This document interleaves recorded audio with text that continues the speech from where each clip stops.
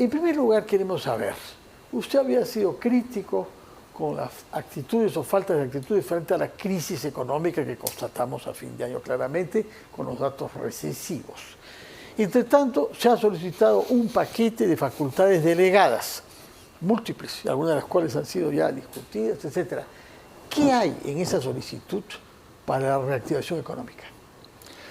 Hay una parte importante que es, creo que profundizar medidas que ya se aprobaron en la previa solicitud de facultades para poder simplificar la tramitología que impide que las inversiones se den.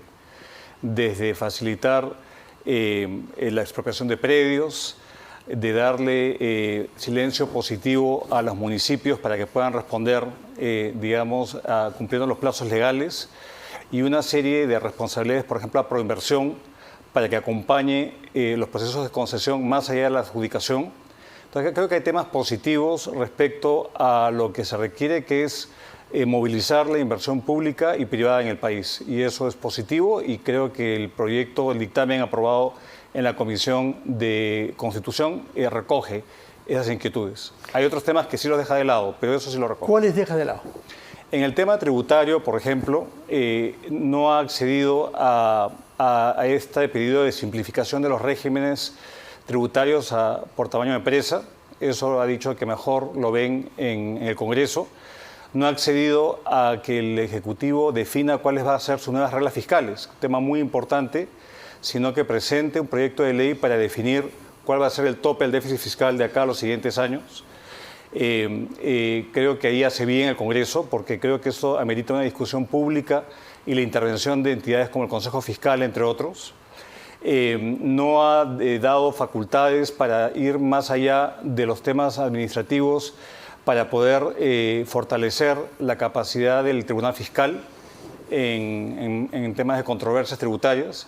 Entonces creo que todo lo que se solicitó se ha dado más o menos el 60-55% de las medidas que solicitó el MEF, en particular en temas de reactivación y saneamiento de las cuentas públicas. Por otra parte, desde las últimas semanas ha habido una polémica en torno al Consejo Fiscal. Finalmente ha quedado constituido y ha sido elegido presidente por sus pares, una persona que usted conoce bien porque ha trabajado con él, Alonso Segura. Y el Consejo Fiscal advierte riesgos por el estado de la reforma de nuestro sistema de pensiones. Su opinión sobre este tema. Ante todo, yo felicito el nombramiento de Alonso y de la entrada de Javier Escobal. Son dos economistas de primer nivel, y creo que la labor del Consejo Fiscal sigue estando vigente, porque justamente el día de ayer sacaron un comunicado donde advierten su preocupación respecto al costo fiscal de la reforma de pensiones. No solamente esa, sino de un retroceso en reabrir la cédula viva para los pensionistas militares y policiales. Entonces yo creo que son dos temas que son muy sensibles a la población, pero se tiene que hacer bien. No hay peor cosa que plantear una reforma y después tener que dar marcha atrás porque no tiene sostenibilidad financiera a largo plazo. Entonces yo creo que la reforma que se ha aprobado, más allá de la forma como se ha aprobado, y todavía hay un limbo que tiene que ser definido por el Congreso, creo que tiene cosas positivas. ¿Cuáles son? Lo positivo es que se integra un sistema muy fragmentado entre los pilares no contributivos con pensión 65, los pilares contributivos, sea la ONP, las AFPs, el aporte voluntario. Entonces yo creo que eso es positivo. Lo segundo es que yo veo con buenos ojos que hay una pensión mínima. Hay ciertos bemoles respecto a quienes pueden ser elegibles a la pensión mínima, pero tener un piso para todos los peruanos es positivo. Y eso hace que quizás haya mayor estímulo a aportar a un sistema de pensiones. Mínimo 600 soles al mes. 600 soles al mes. Claro, el tema está en que han habido introducciones del Congreso que han encarecido esa reforma. En particular, la pensión por consumo es algo que ha sido muy criticada por muchos porque no favorece a aquellos que deben ser favorecidos, a los informales, que básicamente no pagan y no reciben boletas por sus consumos, a un costo fiscal no menor. Y creo que la crítica principal del Consejo Fiscal tiene que ver con que una reforma de esa envergadura no se ha hecho con una proyección de largo plazo de cuál va a ser el costo fiscal de esa reforma. Usualmente cuando hay reformas de este tipo se identifica cómo se va a financiar. Si esta reforma va a costar un punto del producto de gasto permanente, bueno, hay que identificar cuál va a ser esa fuente, porque de lo contrario lo que se está agrandando es el déficit fiscal y eventualmente la deuda pública. Entonces, creo que usualmente estas reformas involucran una visión de muy largo plazo porque es un pago de pensión que tiene que durar obviamente hasta toda la vida, la expectativa de vida pues, del ciudadano, y eso no se ha hecho. Hay ciertos reparos respecto a la falta de información de cuantificar el costo de estas reformas. Yo creo que es importante avanzar en una reforma, creo que es importante parar los retiros indiscriminados. Ojalá que ya no se siga apelando a perforar el sistema privado de pensiones con el retiro del 95,5%, se ha puesto un límite a eso. Entonces yo creo que son aspectos positivos, hay aspectos que son menos positivos y va a depender pues, del Congreso que decida qué hacer. Yo creo que ya ha decidido qué hacer. Más bien la pelota está en cancha del Ejecutivo, si es que la observa o no. Yo creería que no la va a observar porque pareciera que no tiene mucha capacidad de convencimiento el MEF últimamente. Bueno, nos lo dijo el propio ministro, ¿no? Que entonces que yo serían victorias pírricas. Correcto. Yo creo que es una reforma necesaria, aumenta la cobertura. No sé si el aporte de los independientes va a funcionar. Yo lo intenté hace 10 años, en mi época. No funcionó, hubo un gran rechazo de la población de trabajadores independientes, que a nadie pues, le gusta que le toquen el bolsillo. Entonces, hay de todo, ojalá que funcione, porque es una reforma sumamente importante y estar en incertidumbre constante no permite construir nuevamente un sistema previsional que ha sido pues, perforado por los retiros de los últimos años. Hay una especie de respeto recíproco, colegial entre los exministros de Economía, cada uno sabe lo que se sufre en ese ministerio y los límites que uno tiene. Pero usted ha venido haciendo críticas y sosteniendo que había perdido poder y autonomía el MEF, que su voz no pesaba aparentemente en el seno del Consejo de Ministros. Estamos ante una interpelación que debe tener lugar el día 14 al ministro actual, la señora Arista. No sé si ha podido ver el pliego interpelatorio, las preguntas. ¿Cuál es su opinión sobre la gestión que el MEF viene llevando a cabo hasta ahora? A ver, creo que es difícil porque creo que las limitaciones del MEF se derivan de la debilidad del gobierno y la permisividad que muestra el MEF básicamente responde a que la agenda política es la que domina en el país. La opinión de las entidades técnicas, incluida el MEF, el Banco Central, la SBS, son dejadas de lado. Y eso es un problema muy grande porque lo que se está aprobando son cuestiones que son inviables, son leyes inconstitucionales, muchas de ellas, y el reporte negativo que usualmente hace el MEF ni siquiera se está emitiendo. A mí me tomó con mucha sorpresa, por ejemplo, que se han aprobado en la Comisión de Economía una serie de deducciones al impuesto a la renta por parte del Congreso y que el informe del MEF brillaba por su ausencia. Entonces, donde se cuantificaba el costo de casi 1.500 millones de soles de menor recaudación. ¿Por qué sectores? ¿Por qué rubros? No, es el impuesto de la renta que pagan las personas. Sí. Que era darle deducciones para poder deducir gasto del impuesto a la renta en distintos rubros, educativos, de viajes, de mascotas, de tratamientos, etcétera, de alimentos. Cuando ya en el Perú tenemos un sistema en el cual hay un umbral de inafectación de 7 UITs, que hace que hoy en día 8 de cada 10 personas naturales no paguen impuestos. Sí.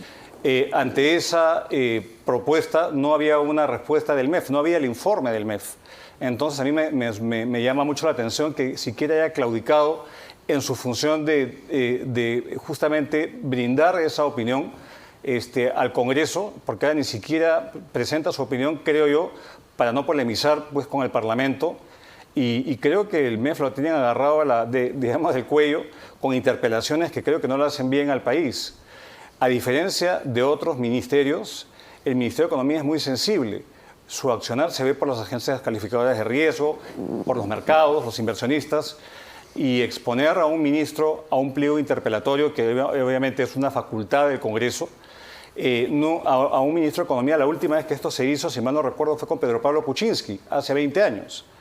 Y la razón por la cual no se somete a un ministro de Economía es porque eso introduce incertidumbre en el país y obviamente eso, digamos, no ayuda a la recuperación de la confianza que tanto se requiere en nuestro país para apuntalar la reactivación económica. Entonces, yo creo que hay otros mecanismos, como se ha dicho, citar al ministro que dé explicaciones. De ser el caso, creo que el tema de Petroperú es un tema que está en la agenda de los congresistas. Hay temas que no dependen del Ministerio de Economía, tendrá que aclarar por qué hizo lo que ha hecho. Pero, nuevamente, el tema es que tenemos a un ministro que va a estar probablemente, si es que sobrevive la censura, y ojalá que así sea, es mi deseo, es que no lo tengan pues más arrinconado como lo tienen ahora, ¿no? Un MEF sin peso no cumple el rol que debe cumplir y eso es muy peligroso para el bienestar del país. Por otra parte, usted ha venido también haciendo notar que pese a no tener iniciativa de gasto, los congresistas se lo atribuyen y nadie los para, nadie les dice nada. En los últimos días hemos visto que se ha propuesto deducir parte del IGB para un sector productivo importante en el Perú, como es el de las peluquerías y los institutos de estilismo, como se dice ahora. ¿De dónde viene esta iniciativa? ¿Qué racionalidad tiene? Ninguna. Yo creo que eso responde a un lobby, y lo voy a decir con esas palabras, a un lobby mercantilista que impulsa ese tipo de medidas, digamos, con la bandera de apoyar a la reactivación de muchas entidades muchas empresas que se dedican a ese rubro, que están con problemas. Si vemos, esto va según el propio MEF, que sí he visto el informe que ellos han realizado, esto va a beneficiar a 150 empresas y el grueso de empresas que se dedican al rubro de la peluquería no pagan IGB, está en el régimen del RUS, el régimen simplificado. O sea que no da IGB. Tras la apariencia de querer ayudar a pequeños comerciantes, correcto, se está ayudando a cadenas. Correcto, eso me hace acordar cuando se le creó un régimen a los restaurantes, por ejemplo, que no se paga el 18% de IGB, sino la mitad. Durante la pandemia, ¿no? No, eso fue justo antes que entrara Contreras, si no me equivoco. Y ya la pandemia estaba ya casi superada y nuevamente apelando a una situación de dificultad. Pero ahí era al contrario, porque eran restaurantes que no tenían una tasa alta de ingresos. Acá, porque es a las cadenas y no a las pequeñas. Correcto, pero en aquel momento ya había una recuperación de esa actividad y mi crítica es que se agarra, digamos, ciertos móviles loables, pero finalmente disfrazan un interés mercantilista que está atrás de este tipo de medidas.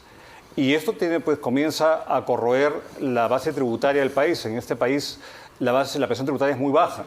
Entonces, con este tipo de medidas, creo que hace mucho más difícil cumplir las reglas fiscales, porque por un lado tenemos iniciativas de gasto y hay un aluvión en el Congreso de iniciativas de gasto y dentro de poco empieza la etapa de la discusión del presupuesto para el año entrante y a su vez están minando la base de ingresos permanentes y asumiendo costos de reformas de largo plazo que no van a poder asumir.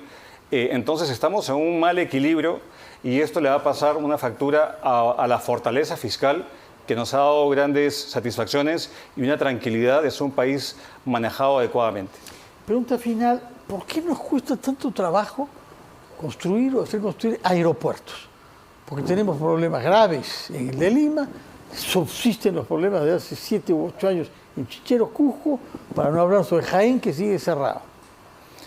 A ver, creo que en general esto debe hacer reflexionar, porque acá hay actores distintos y son motivos distintos. En el caso del aeropuerto de Lima, creo yo, hay responsabilidad compartida y difundida entre el concesionario, el regulador, la empresa Corpac, que tiene parte de responsabilidad en cierta infraestructura y parte tiene el concesionario, pero todo esto hace que uno se pase la pelota al otro y yo creo que hay que ordenar esto porque estamos a puertas de inaugurar un aeropuerto el triple de tamaño y no tenemos la certeza que así sea y me parece inconcebible que las propias aerolíneas estén pidiendo que se prorrogue la apertura en diciembre hasta que se estabilice la situación del aeropuerto. Y lo de Cusco, que es otra cosa inusual, que era una asociación público-privada que acabó un arbitraje que perdió el Estado peruano, lo asumió el MTC, gobierno a gobierno, nuevamente fracasa con una empresa como Samsung o una coreana o Hyundai, una coreana importante que no ha podido acabar el trabajo y nuevamente una obra paralizada de suma importancia para el país. Entonces, creo que esto lo que muestra es falta de, digamos, de continuidad, porque hay mucho cambio, politización en muchos ámbitos, y que en el caso de Cusco, digamos, hay móviles regionales que se están ahí imponiendo y no tenemos claridad en un sector que es absolutamente clave. De acuerdo. Pregunta final ahora sí sobre los reguladores. Usted ha mencionado eso. ¿Es una idea fusionar a los 4 bajo la tutela de la PCM? Mire, yo creo que no hay argumento técnico que sustente la fusión como tal, pero lo que tenemos que hacer es asegurarnos que sean autónomos. Yo he visto con mucha sorpresa todo un debate público entre el Ministerio de Vivienda y el regulador de agua el fin de semana. Y claro, ahí el regulador está ejerciendo plena autonomía porque se está enfrentando al poder político de turno. Y yo creo que eso es positivo porque finalmente lo que dice el estándar internacional es velar por la autonomía y la independencia de los criterios técnicos. Ahora, que esto dependa de una sola entidad que es política como la PCM, yo creo que eso podría tener más problemas que beneficios. Entonces creo que eso hay que pensarlo bien antes de atentar contra el sistema, digamos, ante los reguladores que creo que han tenido un rol fundamental en el desarrollo del país. Sin duda. Muchísimas gracias, Luis Miguel Castillo, una vez más, como de costumbre. Por favor, claridad y argumentos y no sesgos y prejuicios. Muchísimas gracias.